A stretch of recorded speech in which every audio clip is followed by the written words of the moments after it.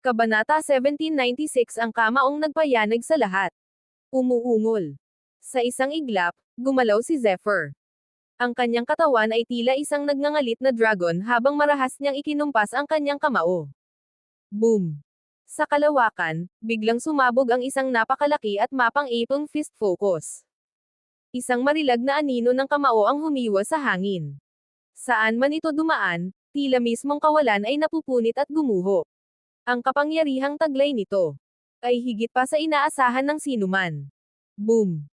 Kasabay ng nakabibinging dagandong na parang kulog, lalong lumakas ang anino ng kamao hanggang sa maabot nito ang sukdulan. At sa sandaling iyon, kumilos si Zephyr. Hindi siya umurong. Hindi siya naghintay. Sa halip, siya mismo ang unang umatake. At ang kanyang target, si Hanyan. Isang eksperto sa antas ng alchemy. At higit sa lahat, nakatayo mismo sa tabi ni Hanyan ang kinatatakutang Demon Snake. Kaya naman walang sino man ang makapaniwala sa kanilang nakikita. Isang spirit expert lamang na nasa ikalimang antas. Ang naglakas loob na umatake ng harapan sa isang eksperto sa alchemy. Hay nako! Ang tapang talaga ng lalaking ito. Isang tinig ang biglang umalangaw-ngaw. May bahid ito ng pangungutya, ngunit mas nangingibabaw ang interes kaysa paghamak. Tamad na nakatayo roon ang isang lalaki habang pinagmamasdan ang eksena. Siya si Yon Washing mula sa Cloudfire Academy. Samantala, namula sa galit ang mukha ni Hanyan. Hinahanap mo ang kamatayan. Hindi niya inaasahang may isang taong itinuturing niyang parang langgam ang maglalakas loob na umatake sa kanya. Boom! Biglang sumabog ang maringal na tunay na enerhiya mula sa katawan ni Hanyan. Ikinumpas niya ang kanyang kanang kamay. At mula rito, isang bola ng nagliliyab na apoy ang unti-unting nabuo. Lumalaki. Lumalaki. Hanggang sa isang kisap mata. Sakop na ng apoy ang buong paligid ni Zephyr. Ang nakapapasong temperatura ay tila kayang sunugin maging ang mismong espasyo. Walang puwang upang makatakas.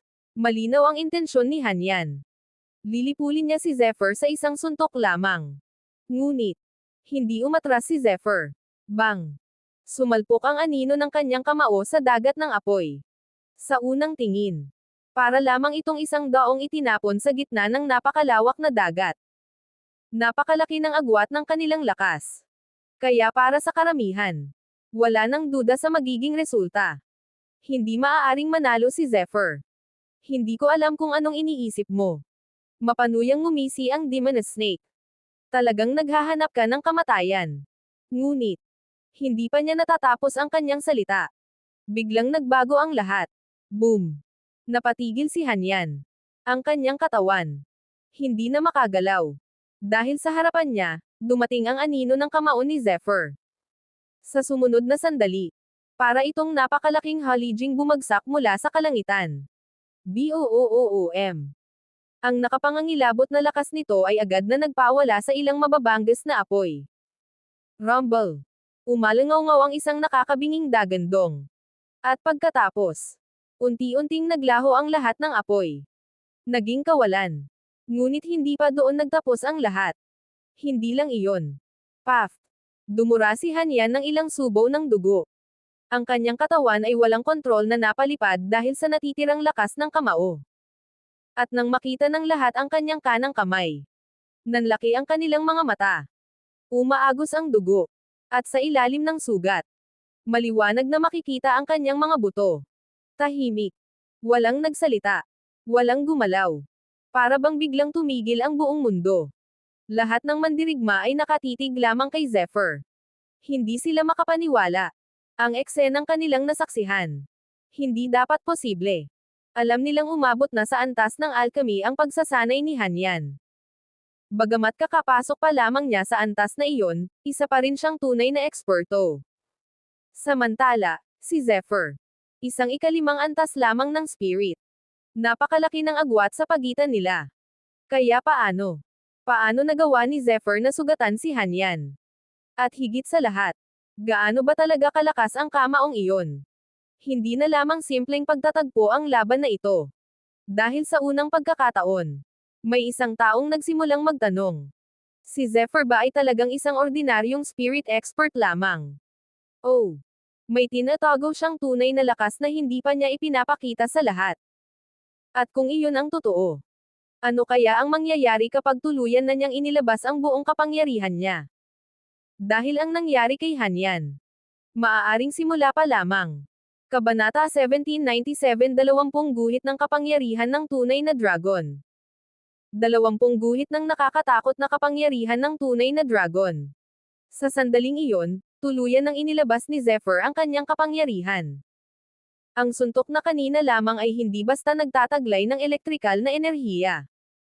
Mayroon din itong iba pang mga katangian na nagsanib sa loob ng kanyang kamao. At nang pagsamahin iyon sa nakakatakot na fist focus, nabuo ang isang kapangyarihang kayang yumanig maging sa mismong kawalan. Kaya kahit gaano katindi ang apoy ni Hanyan, hindi nito kayang saktan si Zephyr. Ngunit ang resulta ng laban ay may ibang epekto sa isang tao. Bastardo! Nililigawan mo ang kamatayan. Halos mawalan ng kontrol sa galit ang Demon Snake. Sa harap ng napakaraming mandirigma, malubhang nasugatan ni Zephyr si Hanyan at tuluyang pinatalsik ito. Para sa Demon Snake, hindi lamang iyon pagkatalo. Isa iyong matinding sampal sa kanyang mukha. Paano niya iyon matitiis? Boom! Kasabay ng kanyang galit na ungol, bigla niyang ikinumpas ang kamay. Sa isang iglap, isang malawak na daloy ng berdeng liwanag ang sumabog sa kawalan. Kasabay nito ay isang mabaho at nakasusukang gas na puno ng nakamamatay na lason. Kumalat ang berdeng gas sa buong paligid bago mabilis na dumiretso kay Zephyr. Ngunit, isang malamig na tunog ang marahang umalangaw-ngaw. At sa sumunod na sandali, hey! Isang malamig na hajijek ang narinig. Pagkatapos, boom! Isang nakakasilaw na gininto ang liwanag ang biglang sumabog. Para itong araw na biglang bumaba mula sa kalangitan. Ang gininto ang liwanag ay unti-unting naging hugis ng isang napakalaking palad at marahas na hamampes patungo sa berdeng nakal-alasong gas. Bang! Ang gininto ang palad ay tila isang nagngangalit na dragon. Taglay nito ang isang napakalakas at mapang-ipang aura na agad na nagpayanag sa buong paligid. At kahit ang Demon Snake, na matagal nang nakapasok sa antas ng alchemy, ay hindi nakaligtas. Boom! Sa isang iglap, napalipad siya ng gininto ang bakas ng palad. Katahimikan. Muli na namang bumalot sa paligid. Ngunit sa pagkakataong ito, hindi si Zephyr ang tinitingnan ng lahat, kundi ang babaeng bagong dumating. Nang makita nila ng malinaw ang kanyang mukha, nanlaki ang mga mata ng maraming mandirigma. Si Consort Ming. Si Ming Ruyo. Hindi nila inaasahan ang taong iyon. Consort Ming. Isang pangalan na halos lahat ng naruroon ay kilala. Isa siyang napakahalagang figure. At higit sa lahat, kilala siya bilang pinakamagandang babae sa buong domain ng Qinglan. Saan man siya magpunta, imposibleng hindi siya mapansin. Ngunit hindi lamang ang kanyang kagandahan ang kinatatakutan ng mga tao. Ang kanyang cultivation ay higit na nakagugulat. Kahit ang mga mandirigma mula sa domain ng Qinglan ay hindi maiwasang sumimangot nang makita siya. Malinaw na may takot sa kanilang mga mata. Isang galaw lamang. At ang pambihirang Demon Snake ay napilitang umatras. Gaano ba talaga kalakas si Ming Ruyo? Samantala, bahagyang umangat ang sulok ng labi ni Yun Washeng. May mga peka na talaga ang batang ito. Kanina pa lamang ay handa na siyang tulungan si Zephyr. Ngunit hindi niya inaasahan na mas mabilis pang kikilos si Consort Ming. At higit sa lahat, hindi niya inaasahang may ganitong relasyon pala si Zephyr sa pinakamalamig na babae ng domain ng Qinglan. Napatingin ang ilang eksperto sa paligid. Maya-maya, isang lalaking may walang pakialam na ekspresyon ang nagsalita. Kayong lahat, tama na. Kung patuloy kayong maglalaban dito, baka tuluyan nating makalimutan ang tunay nating pakay. Paano tayo makapapasok sa mansyon ng general kung ganito tayo? Bahagyang tumalim ang kanyang boses. Kung gusto ninyong lumaban, maghanap kayo ng ibang lugar. Mas mabuti pang magkaroon tayo ng isang maayos na laban kaysa sayangin ang oras ng lahat. May bahid ng pangungot siya sa kanyang mga salita. Hindi nagtagal. Isa pang eksperto mula sa domain ng Qinglan ang malamig na nagsalita. Humph. Tama siya. Demon Snake, wala kang kinalaman sa amin. Kung gusto mong lumaban, umalis ka at lumaban sa ibang lugar. Huwag mong sayangin ang oras ng lahat dito. Unti-unting naging mabigat ang atmosfera. Ngunit may isang bagay na hindi pa rin malinaw. Bakit biglang tumulong si Ming Ruyo kay Zephyr? At higit sa lahat, ano nga ba talaga ang relasyon ng dalawa? Kung simpleng pagkakakilala lamang sila, bakit handa si Ming Ruyo na harapin mismo ang Demon Snake para sa kanya? At ang pinakamalaking palaisipan, kung ganito kalakas ang taong nasa panig ni Zephyr, ano pa kaya ang iba niyang tinatagong alas? Kabanata 1798 Ang lakas na hindi maaaring balewalain. Kumunot din ang noo ni Saberman. Malinaw na hindi siya nasisiyahan sa nangyayari. Sa katunayan, hindi lamang siya ang may ganitong saloobin. Marami sa mga martial artist na naruroon ang palihim na nagrereklamo. Total, napakaikli lamang ng oras na maaari nilang gugulin sa primordial space. Kung sasayangin nila ito sa maliliit na alitan, malaki ang mawawala sa kanila. Go, tatandaan kita. Muling tumingin ang Demon Snake kay Zephyr.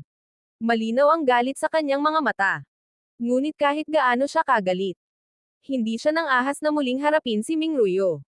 Pareho silang nasa antas ng alchemy.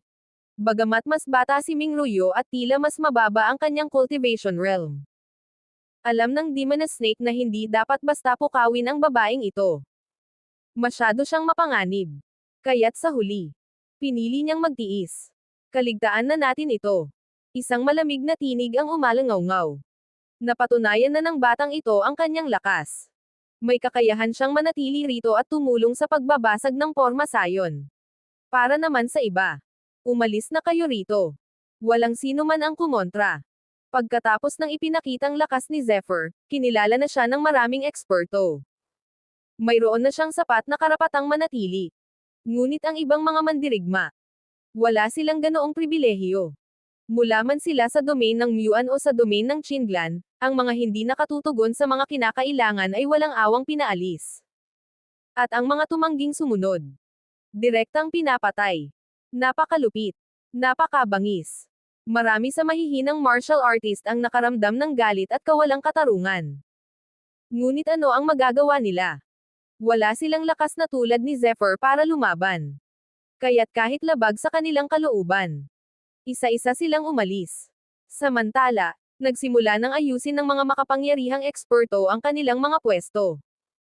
Kayo ang mamahala sa bahaging ito. Ang ilan sa inyo, pumunta naman doon. Isa-isang ibinigay ang mga utos. Hindi nagtagal. Nahati ang buong mansyon ng general sa iba't ibang bahagi. At sa bawat lugar, naghanda ang mga eksperto na gamitin ang kanilang buong lakas upang salakayin ang napakalaking liwanag na tabing ng porma sayon.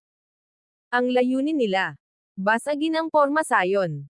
BOOOM. Sa isang iglap, isang napakalakas na pagsabog ang umalangaw-ngaw. Kumalat ang nakakatakot na enerhiya sa lahat ng direksyon. Sa harapan nila ay isang napakalaking porma sayon na binuo mula sa hindi mabilang na mga ron. Bawat ron ay naglalaman ng pambihirang kapangyarihan. At kapag nagsanib sama ang mga ito, napakahirap nitong sirain. Kahit nagsama-sama na ang napakaraming mandirigma, hindi pa rin nila ito kayang pabagsakin agad. Mabuti na lamang at ang mga naruroon ay pawang mga eksperto. May sapat silang cultivation upang magpatuloy ng matagal. Kaya nagpatuloy ang labanan. Isang atake. 2. 10. Daan-daan. Paulit-ulit nilang binomba ang porma sayon. Lumipas ang oras. At sa wakas, nagsimulang manginig ng marahas ang buong porma sayon ng ron. Rumble. Lalong lumakas ang pagyanig. Malinaw na. Malapit na itong bumagsak. Hanggat ipagpapatuloy nila ang kanilang pag-atake. Tiyak na tuluyang guguho ang porma sayon. Ngunit habang abala ang lahat sa kanilang ginagawa, isang pamilyar na tinig ang biglang narinig sa tabi ni Zephyr. Hehe. Kuya, hindi ka talaga simple. Napatingin si Zephyr. Si Yon Washing iyon. Ngumiti ito ng masama bago nagpatuloy. Hindi lamang si Liu Xuanji ang nahulog sa iyong mga kamay. Hindi ko rin inaasahang pati si Ming Ruyo ng domain ng Qinglan ay mabibihag mo. Talagang napakalaking halimaw mo. Kapag nagkaroon ako ng pagkakataon, turuan mo naman ako ng ilang galaw. Napatingin si Zephyr sa kanya. Pagkatapos, Umikot lamang ang kanyang mga mata. Halatang hindi niya sineseryoso ang lalaki. Gayunpaman, hindi naman niya kinaiinisan si Yun Washeng. Samantala, may ibang bagay na unti-unting napansin ng mga mandirigma mula sa domain ng Muan. Nalaman nila na may matinding alitan sa pagitan ni Zephyr at ng Flame Palace. Dahil dito, isa-isa silang lumayo kay Zephyr. May ilan pang ang sadyang umiiwas na makipag-usap sa kanya. Hindi dahil ayaw nila kay Zephyr, kundi dahil takot silang madamay. Kung malaman ng Flame Palace na nakikipag-ugnayan sila kay Zephyr, baka sila rin ang maging target. Ngunit habang abala ang lahat sa pagbabasag ng Porma Sayon, walang nakapansin na may isang bagay na unti-unting nagbabago. Ang mga ron sa paligid ng mansyon ng general ay patuloy na nanginginig. At sa ilalim ng napakalaking Porma Sayon, may kung anong tila nagigising. Kung tuluyang mabasag ang Porma Sayon, ano kaya ang naghihintay sa kabilang panig? At higit sa lahat, bakit tila masyadong desperado ang lahat na makapasok sa mansyon ng general? Dahil baka ang tunay na kayamanan ay hindi ang mansyon mismo, kundi ang bagay na matagal nang nakatago sa loob nito. Kabanata 1799 Ang nakamamatay na Porma Sayon sa loob ng Porma Sayon. Gayunpaman, tila walang pakialam si Yun Washeng sa anumang panganib. Gusto niyang gawin ang anumang gusto niya. At sa puntong iyon, hindi maiwasan ni Zephyr na humanga sa tapang ng lalaking ito. Ngunit, pagkatapos magsalita ni Yun Washeng, biglang nagbago ang atmosfera. Isang matalim at malamig na aura ang kumalat. Whoosh! Nang maramdaman ni Yun Washeng, tila nang inag maging ang kanyang kaluluwa. Dahan-dahan siyang tumangala. At doon, nakita niya ang isang pares ng malamig ngunit napakagandang mga mata. Direktang nakatingin sa kanya. Walang emosyon. Walang salita. Ngunit sapat na iyon upang iparamdam kay Yun Washeng ang isang matinding panganib. Ahem. Ahem. Napangiti siya ng alanganin. Hindi maganda yan. Pupunta muna ako roon. At bago pa siya makapagsalita ng higit pa, dahan-dahan siyang umatras. Pagkatapos ay palihim na umalis. Kahit si Yun Washeng, na halos walang kinatatakutan, ay hindi naglakas loob na manatili sa harap ni Ming Ruyo. Samantala, hindi nagsalita si Ming Ruyo. Bahagya lamang niyang sinulyapan si Zephyr. May kakaibang kislap sa kanyang mga mata. Para bang may malalim siyang iniisip. Ngunit bago pa man makapagtanong si Zephyr, BOOOM. Biglang yumanig ang langit at lupa. Kasunod nito ay sunod-sunod na malalakas na pagsabog. Rumble. Rumble. Rumble. At pagkatapos, haha. Sa wakas, nasira na rin ang Porma Sayon. Isang malakas na sigaw ang umalangaw-ngaw. Ng pananabik at tuwa ang boses. Ang galing. Tara na. Sa sandaling iyon, tuluyan nang bumagsak ang napakalaking Porma Sayon na matagal nilang nilalabanan. Ang liwanag na tabing na humaharang sa kanilang daan ay naglaho. Nabuksan na ang daan patungo sa mansiyon ng general. Maraming mandirigma ang napasigaw sa tuwa. Sa kanilang mga mukha ay makikita ang pananabik. Matagal nilang hinintay ang sandaling ito. Ngunit, hindi sumabay si Zephyr sa kanilang saya. Sa halip, tinitigan niya ang mga gumuhong ron sa kanyang harapan. Unti-unting nagbago ang kanyang ekspresyon. May kakaibang pakiramdam siyang naramdaman. Parang may mali. Napakadali ng lahat. Masyadong madali. At iyon mismo ang dahilan kung bakit lalo siyang naging alisto. Oy! Oy! Boom! Totoo nga ang kanyang kutob. Sa sandaling sumugod ang unang grupo ng mga mandirigma patungo sa mansiyon ng general. Biglang yumanig ang lupa. BOOOM. Isang napakalaking kapangyarihan ang biglang sumabog mula sa ilalim ng lupa. Napakalakas nito. Ang tunog ay malalim na parang dagandong ng kulog. Ang bilis naman nito ay kasing bilis ng kidlat. Sa isang kisap mata, sumugod ang kapangyarihan patungo sa mga mandirigmang unang pumasok. Swoosh! Isang malamig na aura ang biglang bumalot sa buong lugar. At ang mga mandirigmang nasa unahan, biglang nanigas. Ang kanilang mga katawan ay nakalutang sa kawalan. Hindi makagalaw. Hindi makatakbo. Hindi man lamang makasigaw. Ngunit ang pinaka-nakakatakot ay hindi pa iyon ang katapusan. Habang dahan-daang umiihip ang hangin, Makikita ng hubad na mata ang hindi kapani-paniwalang eksena. Ang mga katawan ng mga mandirigmang iyon ay tila unti-unting pinupunit ng isang hindi nakikitang puwersa. Balat, laman, buto, lahat ay naglaho sa hangin. At sa loob lamang ng ilang sandali, naging alikabok sila. Pagkatapos, nawala. Walang naiwan. Kahit ang malalakas na mandirigma ay napaatras. At kahit si Zephyr, hindi niya napigil ang makaramdam ng matinding panginginig sa kanyang puso. Isang porma sayon. Sa loob ng isa pang porma sayon. Sa wakas, naunawaan niya. Ang tunay na porma sayon ay hindi iyong kanilang kakabasag lamang. May isa pang nakamamatay na porma sayon na nakatago sa ilalim nito. Ang Panginoon ng Mansiyon ng General ay talagang nag-iwan ng isang napakalupit na paraan upang patayin ang sinumang manghihimasok. Nakakatakot na taktika. Napatingin si Zephyr sa lugar kung saan nawala ang mga mandirigma. Samantala, nagbago rin ang mga mukha ng lahat ng naruroon. Ang dating pananabik, ang dating tuwa, napalitan ng takot at pag-iingat. Walang nang ahas na muling sumugod. Dahan-dahan silang lumapit. Bawat hakbang ay maingat.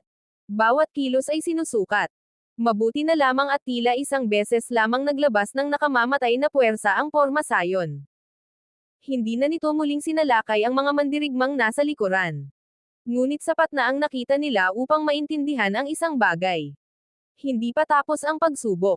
Sa halip, ngayon pa lamang talaga ito nagsisimula. Maya-maya, nakarating ang grupo sa tarangkahan ng mansiyon ng general. Tumigil si Zephyr. Dahan-dahan niyang ipinikit ang kanyang mga mata. Pakiramdam. Isang kakaibang presensya ang tila naramdaman niya mula sa kabilang panig ng tarangkahan. Isang presensyang napakahina. Ngunit sapat upang magdulot sa kanya ng matinding panganib. Ano ang naghihintay sa loob? Isa na namang porma sayon. Isang nakatagong bitag. Oh! Ang tunay na tagapagmana ng mansiyon ng general. At kung ang porma sayon sa labas pa lamang ay nakapatay na ng napakaraming eksperto. Ano kaya ang kapalaran ng unang taong tuluyang makapasok sa loob? Kabanata 1800 Ang lihim na kayamanan ng mansiyon ng general. Sa sandaling iyon, biglang nagbago ang ekspresyon ng lahat. Ang dating pag-iingat ay napalitan ng matinding pagkagulat. Isa-isa silang napahinga ng malalim. Maging si Zephyr ay hindi naiiba. Dahil sa sandaling makapasok sila, may isang bagay na agad niyang naramdaman. Sinaunang enerhiya. At hindi lamang basta sinaunang enerhiya. Napakasiksik. Napakayaman. At napakalakas. Sa bawat paghinga niya, tila may enerhiyang dumadaloy sa kanyang katawan. Isang kakaibang sigla ang biglang bumalot sa kanya. Para bang, maging ang kanyang cultivation ay unti-unting bumubuti. Napakasiksik ng sinaunang enerhiya rito. Hindi ito mas mababa kumpara sa pinakamahuhusay na cultivation grounds na nakita ko. Sa mga malalaking paksayon, marahil ang mga sinaunang puwersa lamang na may napakalalim na pundasyon ang kayang magkaroon ng ganitong lugar. Kung makakapag-cultivate lamang ako rito ng matagal, sigurado akong mabilis na tataas ang cultivation ko. Isa-isa, napasigaw sa pagkagulat ang mga mandirigma. Kahit ang mga eksperto na karaniwang kalmado ay hindi napigil ang ma-excite. Hindi dahil sakam sila, kundi dahil alam nilang napakahalaga ng lugar na ito. Kung makakapag-cultivate sila rito, maaaring higit sa 10 beses ang bilis ng kanilang pag-unlad kumpara sa labas. Ngunit mabilis ding nawala ang kanilang pananabik. Alam nilang hindi sila maaaring manatili rito ng tuluyan. Magsasara rin ang primordial space. Kaya matapos ang maikling sandali ng pagkagulat, muli nilang itinoon ang kanilang pansin sa paligid. At doon nila napansin ang isa pang nakakagulat na bagay. Napakaraming bahay ang nasa loob ng mansiyon ng general. Sunod-sunod ang mga gusali. Ang ilan ay tila maliliit na burol. Ang ilan naman ay napapalibutan ng mga bato, halaman at umaagos na tubig. Ang buong lugar ay parang isang napakalaking paraiso. Ngunit ang higit na nakakagulat, sa ibabaw ng halos lahat ng bagay na naruroon ay may kumikislap na mga ron. Maging ang mga bulaklak, maging ang mga halaman, maging ang mga bato, at maging ang alikabok. Lahat ay protektado ng mga espesyal na runic prohibitions. Tila ayaw ng may-ari ng mansiyon na masira kahit isang bahagi nito sa paglipas ng panahon. Napatigil ang maraming eksperto. Kahit ang mga mandirigmang nagmula sa makapangyarihang mga akademya ay hindi napigil ang mapabuntong hininga. Ang ganitong uri ng kakayahan ay halos hindi nila kayang pantayan. At ang mas nakagugulat, isa pa lamang ito sa napakaraming gusali sa mansiyon ng general. Kung ganoon, gaano karaming kayamanan kaya ang nakatago sa loob ng iba pang mga lugar? Habang abala ang lahat sa pagmamasid, biglang may isang mandirigmang napasigaw. Iyan ang Sky Stargrass. Sok. Napakaganda ng pagkakataong ito. Halos imposibleng makita ang halamang ito sa labas ngayon. Napakalaki ng maitutulong nito sa isang martial practitioner para mapalakas ang kanyang spirit energy. Swoosh! Sa sandaling marinig iyon, biglang nagbago ang ekspresyon ng maraming mandirigma. Mabilis silang napalingon. At sa damuhan, isang kakaibang halaman ang tahimik na umuugoy sa hangin. Ang mga dahon nito ay kumikislap. Sa ibabaw ng mga ito ay may mga hibla ng liwanag na parabang mga bituin sa kalangitan. Napakaganda. Napakahiwaga. At halos parang isang panaginip. Ngunit alam ng lahat ng eksperto ang tunay na halaga nito. Sky Stargrass. Isang pambihirang halamang halos hindi na matagpuan sa kasalukuyang mundo. Kahit noong sinaunang panahon ay napakahalaga na nito. At ngayon, mas lalo itong naging bihira. Hindi basta-basta mabibili kahit mayroon kang napakaraming pera. Dahil ang tunay na halaga nito ay hindi lamang nasusukat sa kayamanan. Maaari nitong direktang tulungan ang isang martial practitioner na palakasin ang kanyang spirit energy. Unti-unting nagiba ang tingin ng mga tao sa paligid. Kanina, ang mansiyon ay para lamang isang sinaunang gusali. Ngayon, para na itong isang napakalaking kayamanan na naghihintay lamang na hukayin. Ngunit habang lahat ay nakatuon sa Sky Stargrass, may isang bagay na hindi nila napansin. Sa kailaliman ng mansiyon, may mga ron na nagsimulang bahagyang kumislap. At tila, may kung anong presensya ang unti-unting nagigising. Kung ang isang halamang tulad ng Sky Stargrass ay napakahalaga na. Ano naman kaya ang makikita nila sa pinakaloob ng mansiyon ng general? At ang mas mahalagang tanong, talaga bang basta-basta lamang nilang makukuha ang mga kayamanang ito? Oh! May naghihintay na kapalit ang bawat kayamanang kanilang makukuha.